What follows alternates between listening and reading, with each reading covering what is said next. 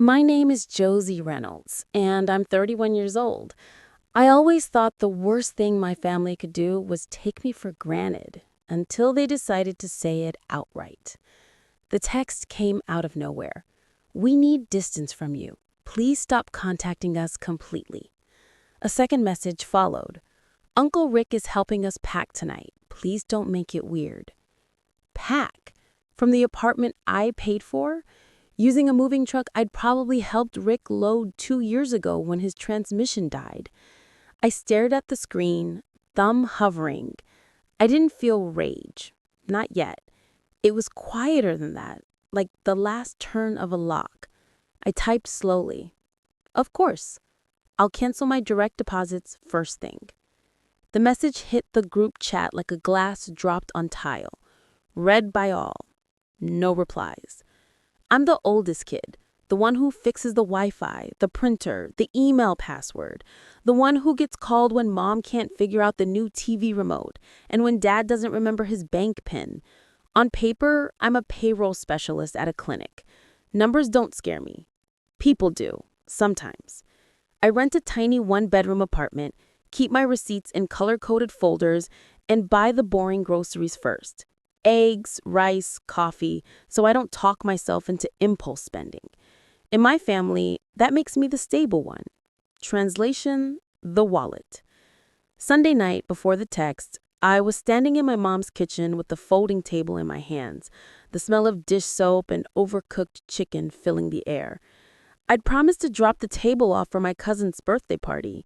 Mom liked hosting, like the good old years, which always seemed to include my trunk, my back, and my debit card.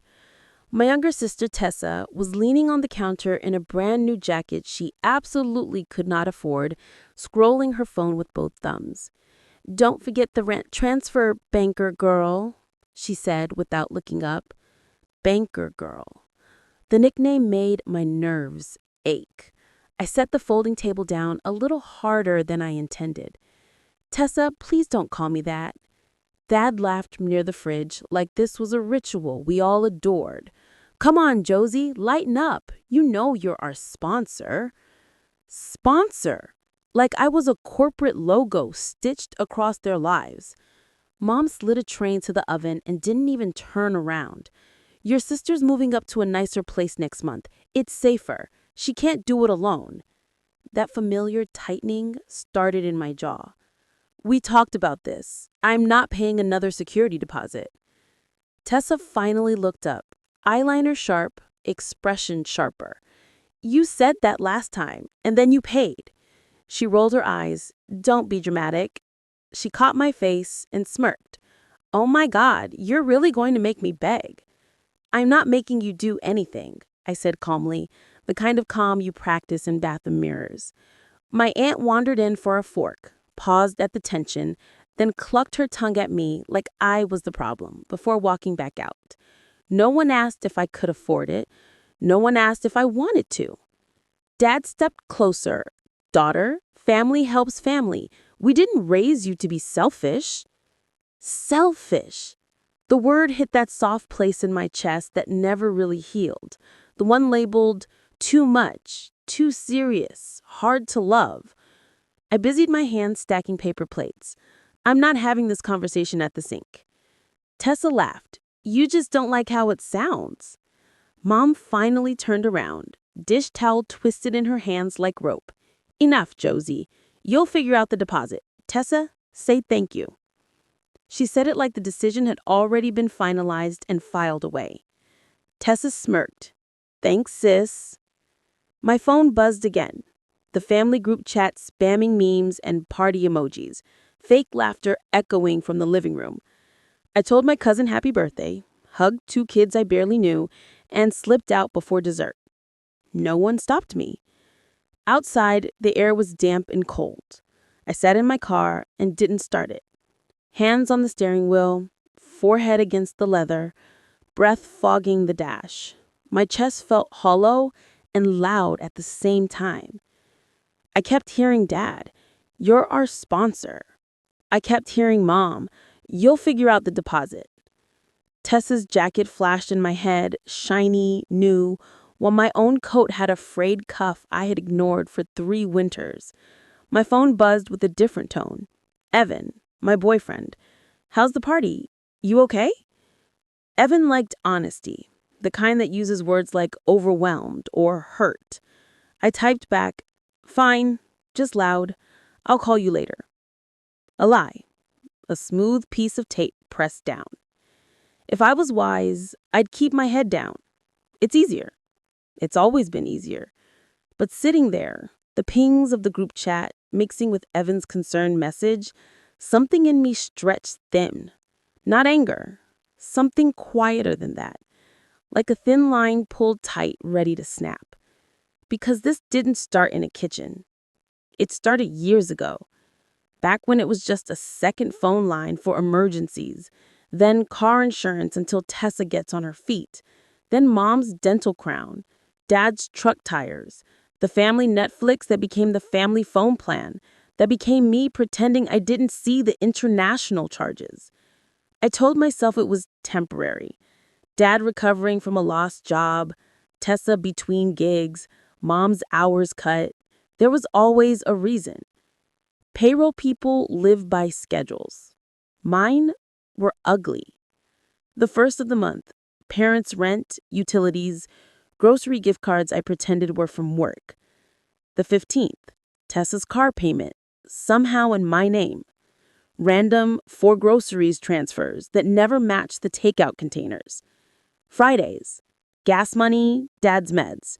Transfers with cute emojis that felt like toddlers asking for candy, except these toddlers could destroy my credit. Whenever I tried to pull back, I got the script. Mom, we didn't ask you to be responsible. You just are. Dad, don't embarrass us by nickel lime. Tessa, you're obsessed with control. It's creepy. Relatives chimed in with their choir. Your parents raised you. Now you raise them. It's only money. You can't take it with you. And I believed them. For years, I believed them. The crack finally came on a Wednesday. I was at my desk glancing at a spreadsheet when my office phone rang. This is Josie, I said in my clinic voice. Hi, Miss Reynolds. This is Mark from Green Gardens Apartments, your parents' landlord. He sounded cheerful, like we were partners in some project. I wanted to confirm renewing the automatic deposit agreement, he said. And thank you again for being so reliable. I was happy to reverse last month's late fee. I froze. Late fee? Oh, yes, they skipped a month, but since you're always so consistent, I stopped listening. I hadn't known about any late fee. I also hadn't known my parents gave him my work email, my office number, and apparently my calendar so he'd know good times to reach you. My professional life had a label now. Billing support. That night, I drove over with a folder of statements like some overprepared defendant in a case I didn't choose. Their apartment smelled like lemon cleaner and old takeout. I sat on the sagging couch, the one I'd paid for, and said, no more surprises. If I'm paying for something, I deserve to know all of it. Mom stiffened. We feel attacked. Dad crossed his arms.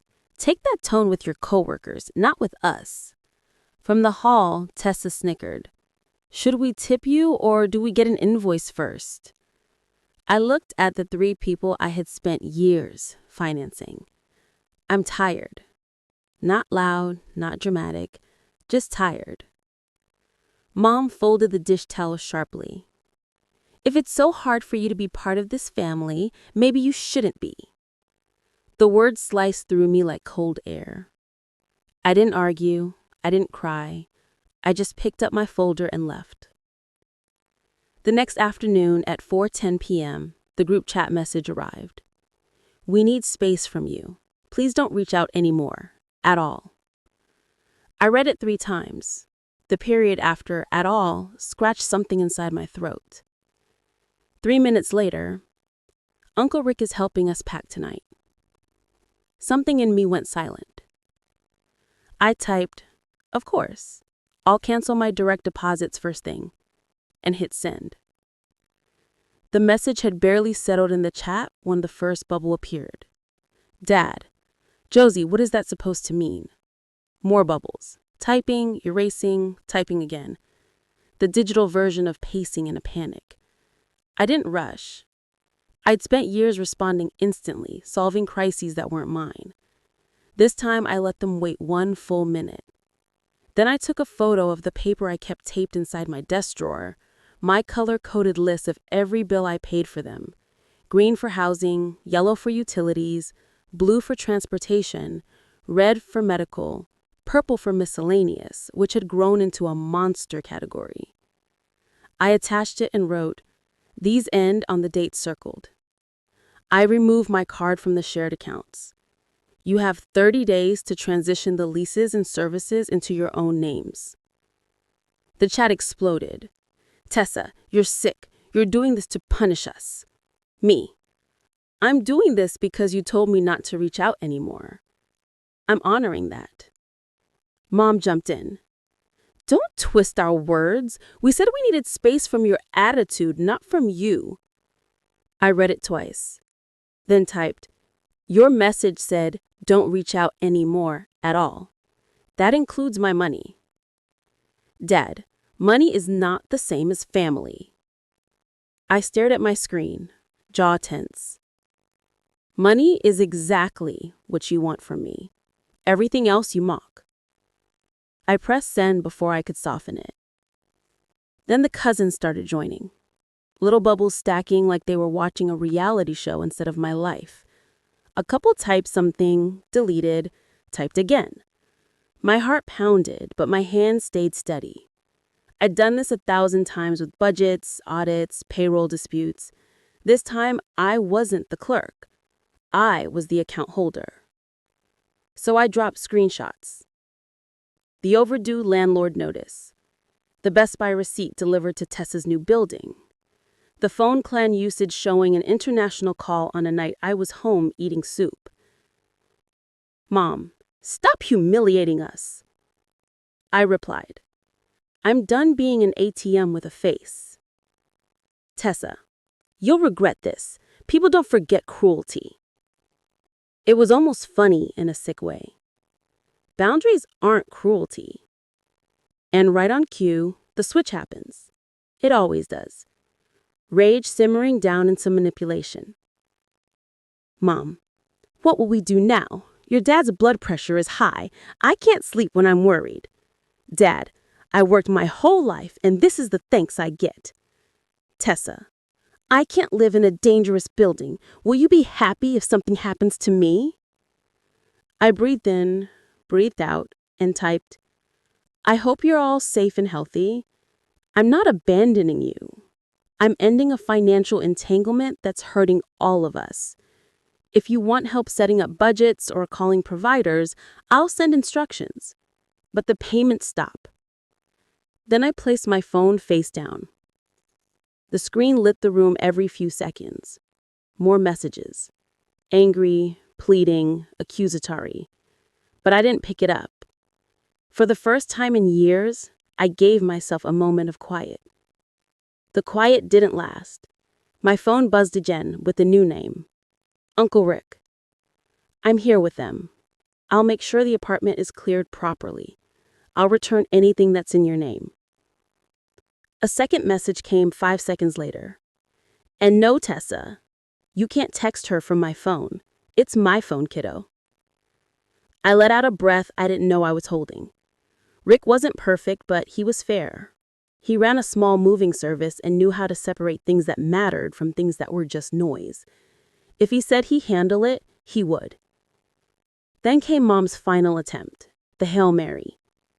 If you do this, you're dead to me. The words made something drop in my stomach. Not shock, not guilt, just an ending. A door that had already been closing. I typed back, I'm sorry you feel that way. The phrase people use when there's nothing left to say. I put my phone face down again. The office around me was dark, the cleaning crew pushing their cart down the hallway. That's when my hands started shaking. Delayed tremors. the body finally finding fear after the danger passes. Driving home, I had to fight the old reflex, the urge to turn around, apologize, send $50 labeled emergency. But I didn't do it. I unlocked my apartment, fed my cat, sat on the floor and opened my laptop. Then I began cutting the ropes one by one. Landlord, emailed a formal end to the automatic deposit. Utilities, removed my card. Internet, password changed. Streaming accounts, locked out on every device. The phone plan was the worst. Endless hold music, security questions, explaining without oversharing. Canceling money is boring and brutal. Every confirmation number was a tiny, exhausting victory. I wrote each one on sticky notes because if I closed the window too early, it wouldn't feel real. By the time I finished, my apartment was silent except for the hum of the fridge. I had unlinked myself from every part of their lives. For the first time in years, I was financially alone and emotionally free-falling. By morning, the group chat had gone eerily quiet. Not peaceful quiet. The kind of stillness after a storm where everyone is counting what's left standing. I made coffee, sat on my couch, and stared at the mug in my hands. I half expected another explosion from my family. Instead, nothing. Silence has a sound when you're used to chaos. It's unsettling at first, but underneath the unease, something else flickered. A small, disbelieving sense of relief. Then the phone lit up. Not with Mom, not with Tessa, not with Dad. Uncle Rick. Picked up some boxes they didn't open. All have your name. Dropping them off tonight. 3 unopened boxes. I didn't even remember what they were, he added. I'm not in the middle. I stay at the edges. Proud of you, kid. Something in my chest loosened. Not relief exactly, but room for relief. When Rick came by, he set the boxes down in my entryway. A blender still in the plastic, towels neatly folded, tags intact, a router they never installed, still taped shut. Little symbols of every forgotten favor, every purchase they forgot I made, every part of my life they treated like a storage closet. Rick stood in the doorway. They'll be mad a long time, he said. Then they'll be hungry. Anger doesn't cook dinner. I swallowed. I don't want them hungry. He shook his head. Don't confuse feeding someone with enabling them. You know the difference. He left me standing in my doorway with a pile of unopened proof. The group chat came back to life that night, not with apologies, with mess. Cousins asking if this was real. Aunt Grace, we never expected this from you, Josie. I typed nothing because the truth burned quietly. Exactly. They expected the opposite forever. Tessa posted a photo of a half-empty room. This is what abandonment looks like. Mom followed. My daughter turned her back on us. The heart reactions came in like applause. Prayer hand emojis like donations. I didn't clap back. Not this time. Instead, I uploaded a PDF. Renter's aid resources, budgeting templates, utility assistance links, and at the bottom, you're capable. You always have been. This is me believing that. It landed in the chat without noise. No typing bubbles, no rebuttals, just stillness. By midnight, the storm shifted. The anger turned into logistics. Who has a spare car? Can we add Mom to our phone plan? Who can help Tessa move her stuff? Watching it was like tracking weather radar, fury breaking into scattered showers of inconvenience.